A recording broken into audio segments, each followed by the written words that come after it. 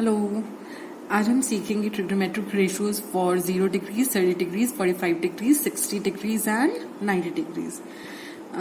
We already know how to make a trigonometric table for all these values of theta, है ना? But we don't know how we arrived at these values. तो इस video में हम ये देखेंगे कि हमने ये वैल्यूज कैसे मिली. Okay, for let us suppose theta equal to 0 degrees. हम स्टार्ट करेंगे 0 डिग्री से. For theta is equal to 0 degrees, let us take a right angle triangle ABC which is right angled at B and let one of the angles be theta. ठीक है, अब हमें theta क्या चाहिए? We want theta to be 0 degrees. तो theta can not be exactly 0 degrees, है ना? आपको भी पता है ये बात कि अगर थीटा 0 हो जाएगा, in that case you won't have a triangle. तो theta can almost be equal to 0. It can be so small that it is almost the same as 0 degree. तो इसका मतलब हमें थीटा को कम करना है ना. आप देख रहे हैं कि अगर हम थीटा को कम करते हैं, suppose we reduce the value of theta, तो what is happening to this triangle? आप देख रहे हैं अगर हमने थीटा को थोड़ा सा कम किया तो we get a right angle triangle in which the perpendicular is comparatively smaller than the previous perpendicular, है ना? अब जो आपका प्रेजेंट परपेंडिकुलर है वो पहले वाले परपेंडिकुलर से छोटा हो गया. अब क्योंकि एक राइट एंगल ट्राइंगल है और आप इसमें पाइथागोरस थ्योरम अप्लाई कर सकते हैं. You know that h square is equal to p square plus b square, है ना? तो इस केस में क्योंकि आपका p छोटा हो रहा है, आप जैसे जैसे थीटा को कम करेंगे, आप देख रहे हैं जैसे जैसे थीटा को आप कम कर रहे हैं, आपका जो परपेंडिकुलर की वैल्यू है वो कम होती जा रही है ना? क्योंकि परपेंडिकुलर की वैल्यू कम हो रही है और आपको पता है सम ऑफ टू नंबर्स, अगर आप उनमें से एक नंबर को डिक्रीज कर रहे हैं तो सम विल ऑल्सो डिक्रीज, सम भी कम होता जाएगा. अब सम कम होगा तो इन दोनों का सम जो है that is equal to h square. तो आपका हाइपोटेन्यूज भी ऑलमोस्ट जीरो, हाइपोटेन्यूज भी ऑलमोस्ट कम होता जाएगा. और किसके बराबर हो जाएगा? आप देख रहे हैं कि आप जब थीटा ऑलमोस्ट 0 के पास पहुंच रहा है तो आपकी परपेंडिकुलर भी ऑलमोस्ट 0 होती जा रही है. It is reducing to 0, almost it will almost become 0. ठीक है, तो अगर आपका p 0 हो जाता है, in that case your h square will be almost equal to b square because p square has become 0. तो आपके पास h स्क्वायर आ जाएगा b स्क्वायर के बराबर, या h आपका b के बराबर आ जाएगा. Your hypotenuse will be equal to your base. In that case it won't be exactly equal to base but it will be almost equal to the base. ठीक है, तो आपने क्या ऑब्जर्व किया कि जब ये एंगल थीटा ऑलमोस्ट 0 हो जाता है तो उस केस में आपका हाइपोटेन्यूज ऑलमोस्ट बेस के बराबर हो जाता है और जो परपेंडिकुलर है that almost reduces to 0.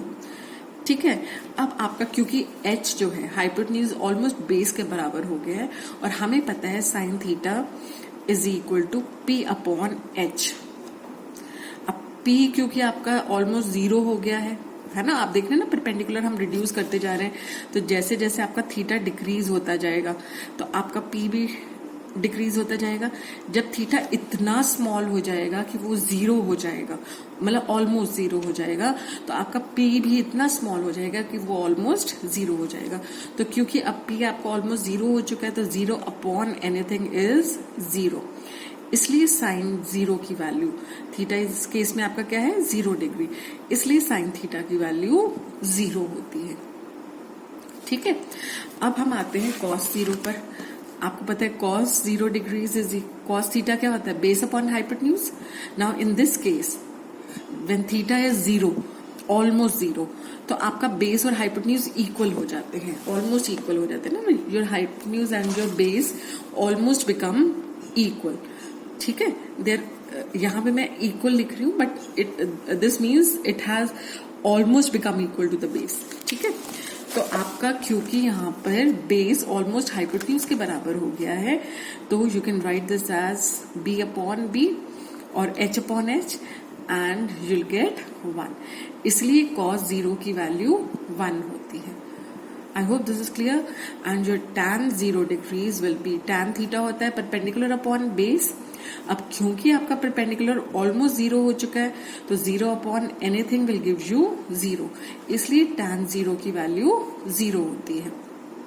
Okay, I hope आपको 0 डिग्रीज के लिए ट्रिग्नोमेट्रिक रेशियोज की जो वैल्यू है वो समझ में आ गई है।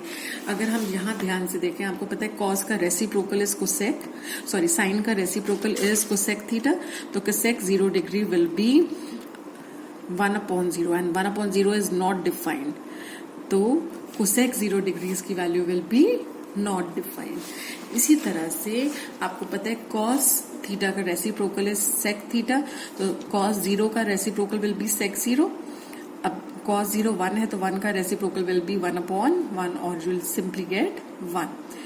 इसी तरह से tan थीटा का reciprocal is cot theta, so cot tan 0 का रेसिप्रोकल विल बी कॉट 0। अब कॉट 0 इसका मतलब क्या होगा 1/0, बिकॉज tan 0 इज 0, तो इसका रेसिप्रोकल करेंगे तो it will B 1/0 which is not defined, ND is not defined. Okay, तो अब हमने जो 6 हमारे ट्रिग्नोमेट्रिक रेशियोज हैं उन सबकी वैल्यू 0 डिग्रीज पे फाइंड कर ली है। आई होप आपको क्लियर है कि ये वैल्यूज हमने कहाँ से कैसे निकाली है। अब हम मूव ऑन करते हैं to the next angle, that is theta is equal to 30 degrees. जब हम थीटा इक्वल टू 30 डिग्रीज के लिए सॉल्व करेंगे तो will get the values for theta equal to 60 degrees also, तो ये दोनों आपका पर्पज यहीं पर सॉल्व हो जाएगा। तो इसके लिए हम क्या करते हैं, let us take an equilateral triangle. अगर ABC एक इक्विलेटरल ट्राइंगल है, इक्विलेटरल ट्राइंगल है तो इसका मतलब इसकी सारी साइड्स बराबर हैं और सारे एंगल्स भी बराबर हैं। इक्विलेटरल ट्राइंगल का मतलब ये होता है a triangle whose all the sides and all the angles are equal. तो let us assume that the side of this triangle is 2A, तो सारी साइड्स 2A हो जाएंगे एंड क्योंकि सारे एंगल्स इक्वल है तो इसका मतलब सारे एंगल्स कितने डिग्रीज के हो जाएंगे, 60 डिग्रीज के। Now let us drop a perpendicular from A on BC। एक आपने A से BC के ऊपर एक ऑल्टीट्यूड ड्रॉप किया AD। Now since this angle is 90 degrees, अगर हम ट्राइंगल ABD को कंसिडर करते हैं तो in triangle ABD this angle is 60 degree, angle B is 60, angle ADB is 90, तो automatically this angle will come out to be 30 degree. क्यों 30 degree होगा, क्योंकि ट्राइंगल के तीनों एंगल्स का सम 180 होता है। तो आप कहेंगे in triangle ABD angle B plus angle BAD plus angle ADB is 180 degrees. Angle B हमारा 60 है, एंगल BAD हमें पता नहीं है, we have to find out. Angle ADB is 90 degrees by construction because AD is perpendicular to BC। तो आपके पास आया angle BAD is equal to 180 degrees minus 60 plus 90 is 150, तो 180 degrees minus 150 degrees, तो आपका angle BAD comes out to be 30 degrees। तो इस case में आपका ये वाला एंगल है 30 degrees। ठीक है, आई होप दिस इज क्लियर। अब क्योंकि ये एंगल 30 डिग्रीज है और आपको पता है कि इक्विलेटरल ट्राइंगल में, मैं ये ट्राइंगल दूसरे पीछे बनाती हूँ, दोबारा से हम देखते हैं इसको। ये देखिए, ये एक इक्विलेटरल ट्राइंगल हमने लिया था ABD, इसमें जिसमें AD was perpendicular to BC।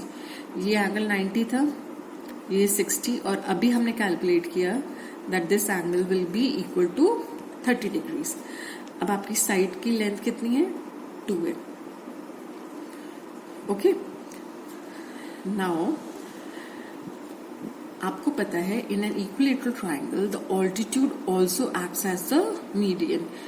अब हम इसको प्रूव कैसे कर सकते हैं, अगर हम ये दो ट्राइंगल ABD और ट्राइंगल ACD कंसिडर करें, इन दो ट्राइंगल्स में you know that AB is equal to AC because it's an equilateral triangle, so the length of all the three sides is equal.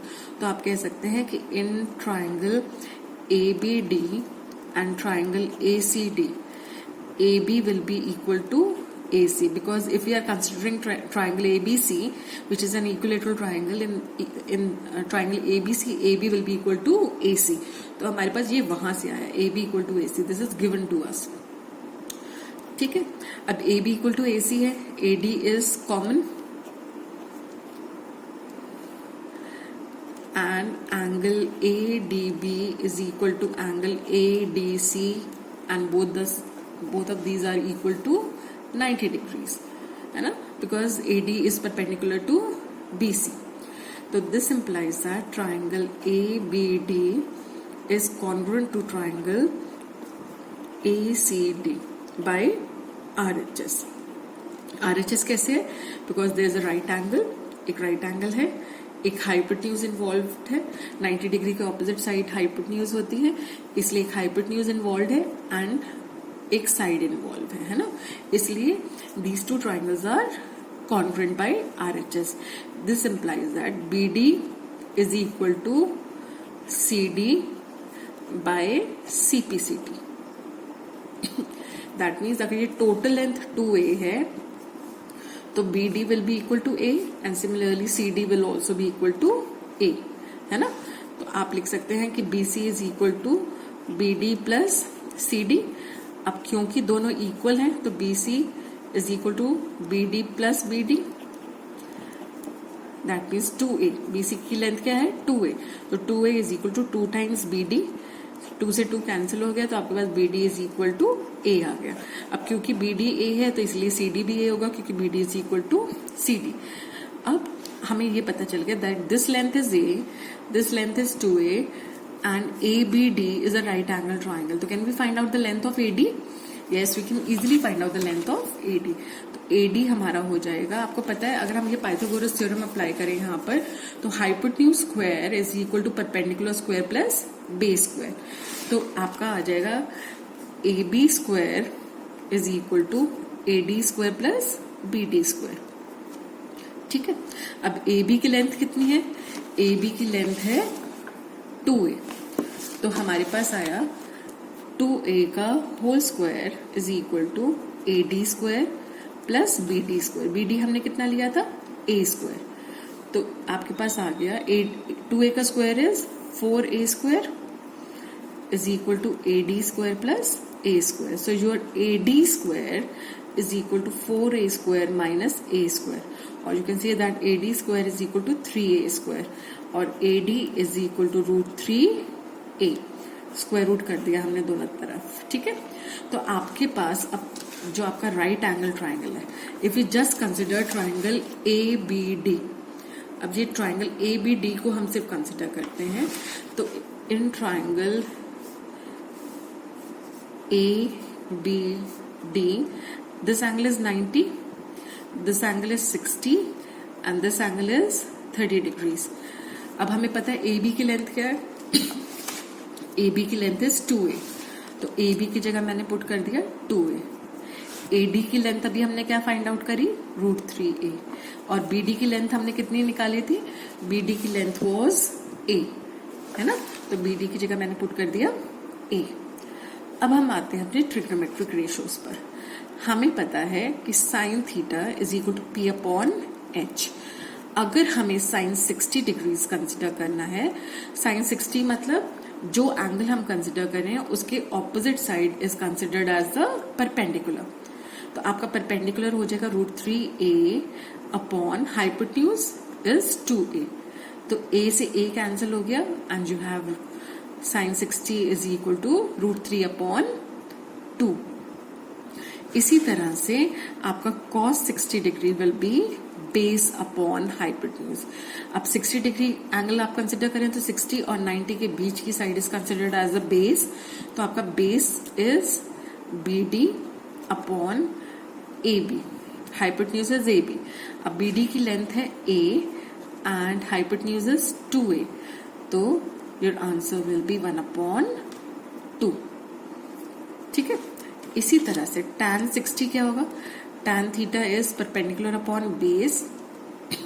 अब 60 डिग्रीज एंगल के case में perpendicular is AD and base is BD.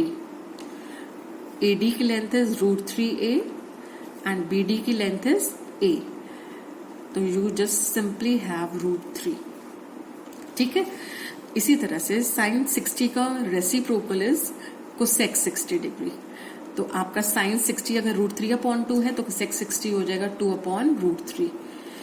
cos 60 1/2 है तो sec 60 आपका हो जाएगा 2/1. tan 60 का reciprocal is cot theta. तो cot 60 tan 60 का reciprocal will be cot 60. So this will be equal to 1/√3 क्योंकि tan 60 √3 है तो cot 60 इसका रेसिप्रोकल हो जाएगा. I hope this is clear. Now अब इसी ट्राइंगल को कंसिडर करते हैं. Let us now take angle 30 degrees. अब हम 30 डिग्री वाले एंगल को कंसिडर करते हैं. तो साइन 30 आपके हिसाब से क्या होगा? अब जिस एंगल को आप कंसिडर करते हैं उसके opposite side is taken as the perpendicular.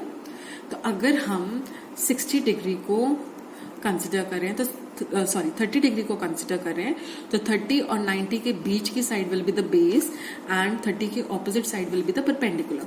तो इस केस में आपका परपेंडिकुलर है BD upon hypotenuse. Sine theta होता है perpendicular upon hypotenuse. Hypotenuse is AB. तो साइन 30 हो जाएगा. BD कितना है A और AB कितना है 2A. तो ये कैंसिल होकर 1/2 आ गया. ठीक है. इसी तरह से अगर हम आपको पता है साइन थीटा का reciprocal is cosec theta.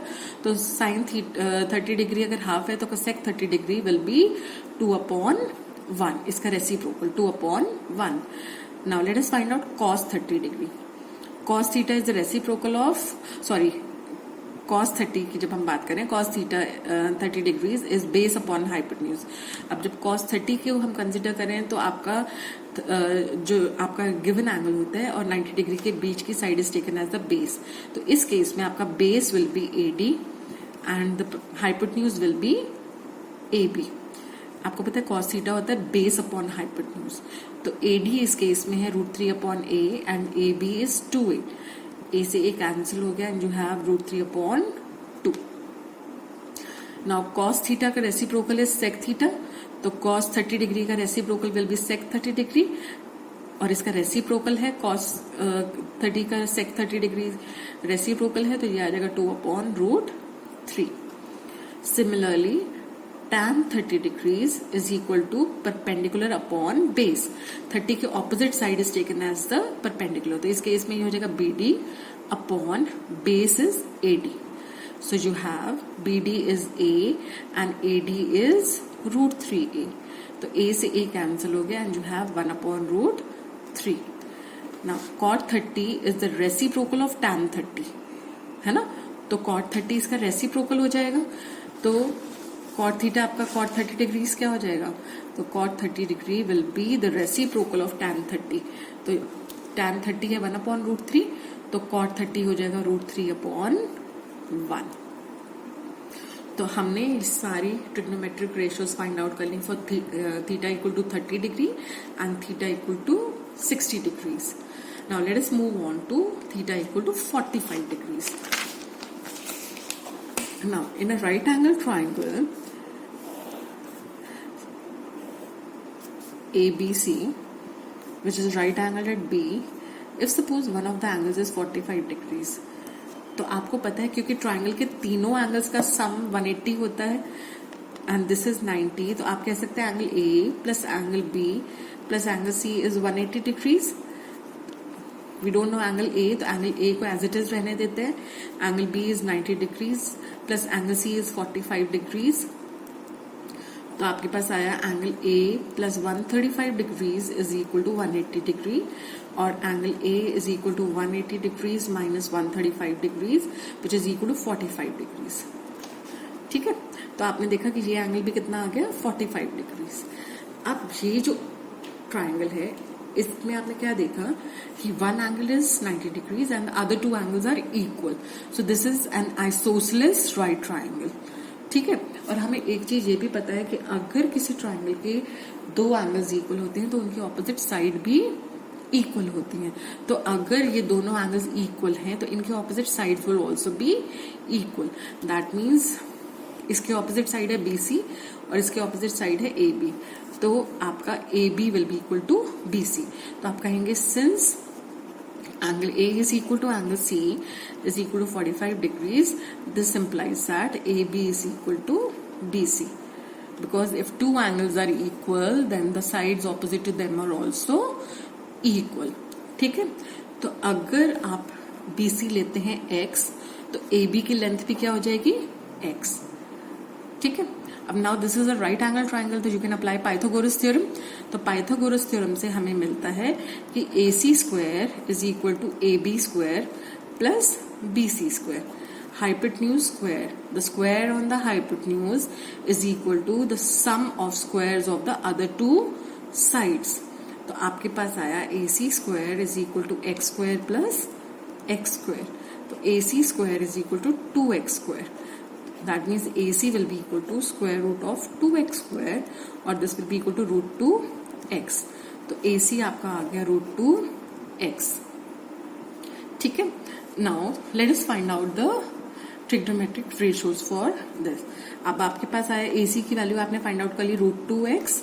So sine 40 अगर हमें फाइंड आउट करना है, साइन 45 डिग्रीज, तो साइन थीटा हमें पता होता है perpendicular upon hypotenuse. Now in this case आप 45 कोई भी ले लें, बोथ आर द सेम और इनके opposite sides are also the same, तो this will be equal to x upon hypotenuse is root 2x। तो your answer will be 1 upon root 2। x से x कैंसिल हो गया।